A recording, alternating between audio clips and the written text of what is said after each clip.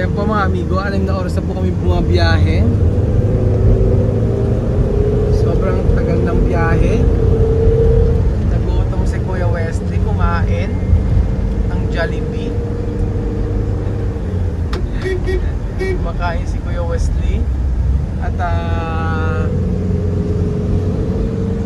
alam niyo po ba, naubos ang inip ko. Yes po mga amigo, naubos ang inip ko at tutulog, gigising, 6 na oras para kami bumabiyahe ng Batangas. So nandito na po tayo sa may Tiep Bani Pangasinan. O yan, Tiep Bani Pangasinan mga amigo, kung saan ay tayo ay pupunta sa may alam niyo kung saan tayo pupunta. Siyempre alam niyo na kasi sa Pangasinan. Pupunta tayo sa may Bolinao. Bolinao, Pangasinan mga amigo. At asan na ang ating mga kasama? Wala pumunta. Nawala na sila Lenlen. Sa kabilang sasakyan po sila mga amigo. Hindi ko pala nasabi sa inyo. Nasa kabilang sasakyan sila Lenlen. Ang mga matatanda ay dito sa lugar na ito sasakay. Ayan. Ganyan po. So mamaya ay mag-uusap kami ni Joanna about kung saan nangyari doon sa may doon sa Gabon, kung saan mga amigo ay nagpadala ako ng 10,000 pesos. Tapos pagkayari ay hindi binigay sa Lobyang ang pera sa may kay Darlene na mag-aalaga ng bata. Si Darlene na po ang mag-aalaga ng bata. Pasa-pasa po mga amigo. So gusto kong ayokong sirain yung bakasyon na ito at maapekto ng aking family dahil po sa nangyayari sa may Gabon. Pero subalit datapwat mga amigo ay lagnat lang naman na din sa ospital dahil nilalagnat ng bata. So syempre parang ay nako, ayan, nandun sa Pilipinas siya pag mga lagnat na mabilis lang. May fever daw at nagsusuka yung bata, so kailangan dalhin sa hospital yung bata. So ginawagan ko na si kabayan na Pilipino ron, sabi ko, kuya, emergency po emergency lang, baka po pwedeng magpadala ka ng pera kasi kailangan po. So hindi pa siya nag-reply kasi po maaga pa rin po sa may Gabon. Yan po ang sinasabi ko about kay Joanna. Si Joanna ay mabait na nanay.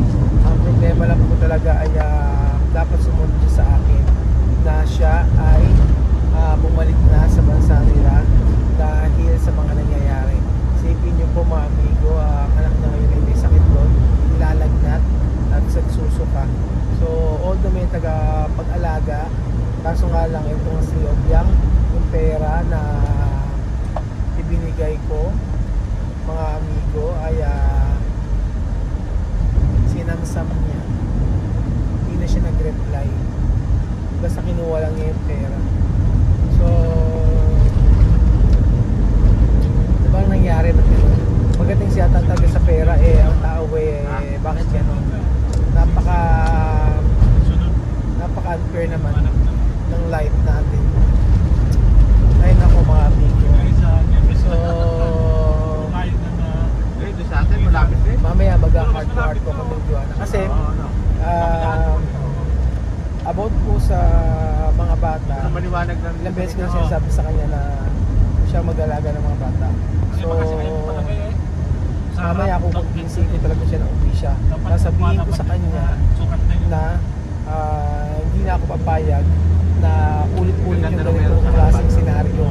Una kay Raisa na hindi inalagaan at nawalan siya ng anak.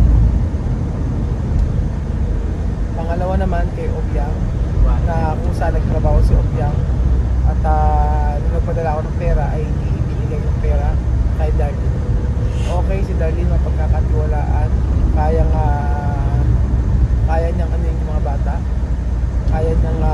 taon, kaya niya alagaan yung mga bata. Pero subalit datapon hanggang kailan, di ba?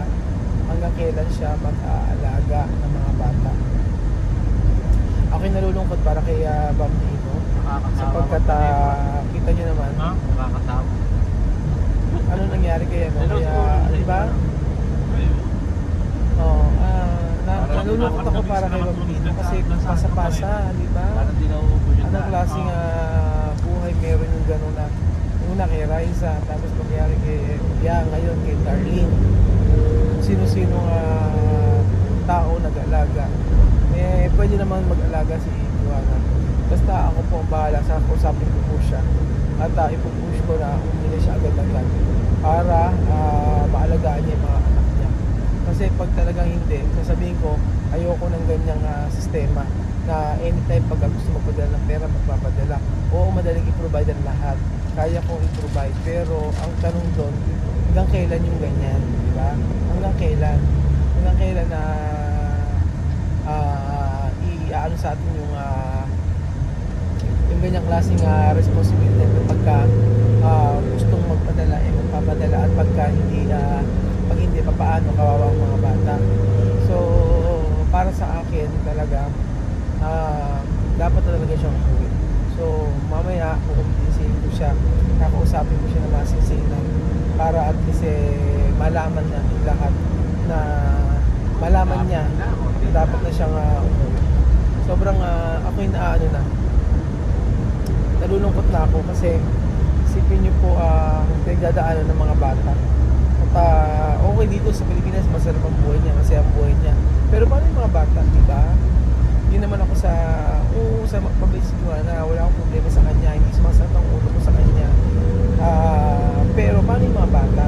Kagaya niyan, kapadala na muli ako ng pera na 10,000 kasi dadalhin sa ospital, pambili pa ng gatas, pambili ng tubig, diaper, panibago na naman.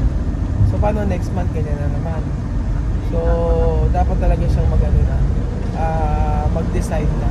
Pero sasabihin ko sa kanya, hindi ko na kaya yung ganitong sitwasyon na inaano mo sa akin.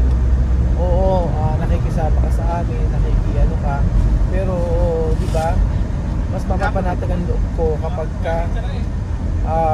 ikaw mismo ang mag-aalaga sa mga bata. Yun sasabihin ko sa kanya. At kapag hindi niya sasabihin ko sa kanya, mag-uusap muna kami. Sa ngayon ay ayaw kasi maapektuhan yung bakasyon namin. Lalo-lalo na yung family ko, di ba? So, mas maganda kung usapin ko muna. Tapos si Wesley, ganun din. Kakausapin ko sila. Medyo nakakalungkot na yung nangyayari. Pero sabi ko nga, isa lang ang sabi ko sa kanya, kapag ikaw ay nag-stay sa Pilipinas, wala akong responsibility sa mga anak mo pag may nangyari hindi maganda. Yun lang ang sasabihin ko sa kanya. Bahala siya kung ano ang gusto niya. Pero yun ang tama eh. Yun tayo sa alam nating tama. At malalaman ko kung ano sagot niya. Titingnan ko kung ano yung sasagot niya sa akin. Kasi handa naman ako lahat na handa naman ako padalan siya. Handa naman akong bigyan siya doon. Ganun pa rin, wala naman nagbago. Basta alagaan lang yung mga anak niya. Pero kung ano yung magiging decision niya, ay titingnan natin mga amigo. Kailangan magkasundo kami. Kasi kagaya niya na napaka limot yung dinadanas ni Bambino at saka ng mga bata. Saka ng bata si Liam. So ayan po mga amigo, nasa Bulinaw na yata kami. Ayan.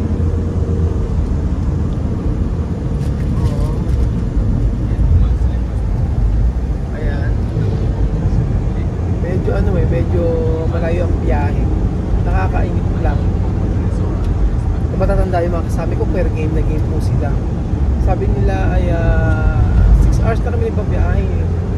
So kung sa Pangasinan kami, malapit-lapit sa amin, pero yung part na Bulinaw, medyo actually first time ko dito, pero sila Lendy nakapunta rin dito. Nakapunta sila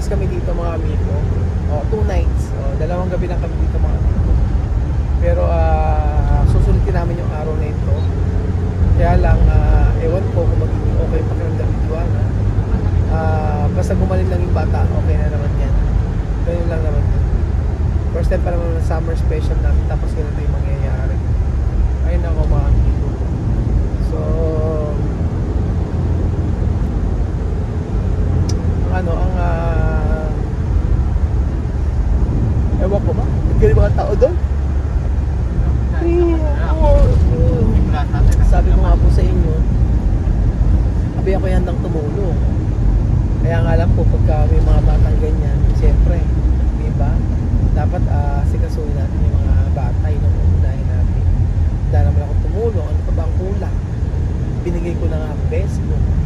Diba? Pumunta sila dito para mag-aral si Wesley. Tapos siya, pagbalik niya doon, alagaan niya mga anak niya, papadala ko siya. O diba, pensyonada pa rin naman siya. Ano pa ba ang kulang? Gusto niya ng, oo, iba kasi buhay sa Pilipinas, mas masaya at mas aluwan kaysa doon talaga mga amigo, pagpunta kayo ibang-ibang ang environment. Oo, para kang nasa isang para kang nasa isang kulungan na isang hawla na hindi ka makalabas. Kaya yung sa kanila, pagka lumalabas sila ng bansa, kahit palagaan nila yung anak nila, may mag-aalaga lang, okay na sa kanila yun. Ganun po sila mga amigo. Kaya sabi ko sa inyo, ayokong dibdibin, ayokong isipin, ayokong itindihin. Kasi, syempre, mahirap na isipin mo na naman yung mga ganyan. Mas maganda po na ang intindihin natin kagaya ngayon na nakabakasyon tayo, mag-enjoy. Kaya lang paano mag-enjoy pagka ganyan. Lalo-lalo na siya. Ayun po. So, mamaya po ay mag-uusap kami. At titignan ko kung ano yung sasagot niya. So, sabi ko nga, nakausap ko kanina yung darling.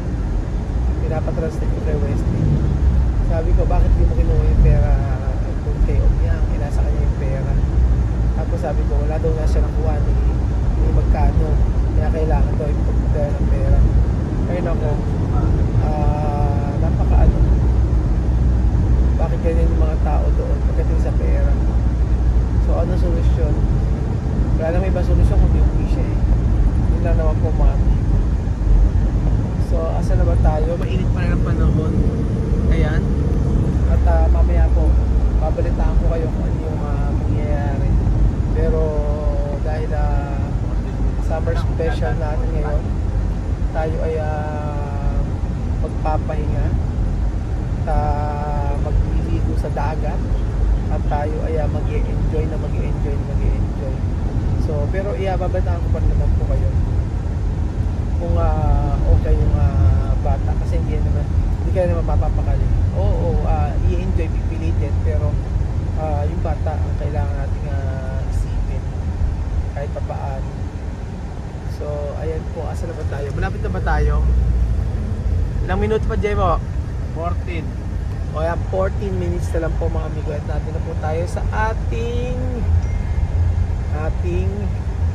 destinasyon.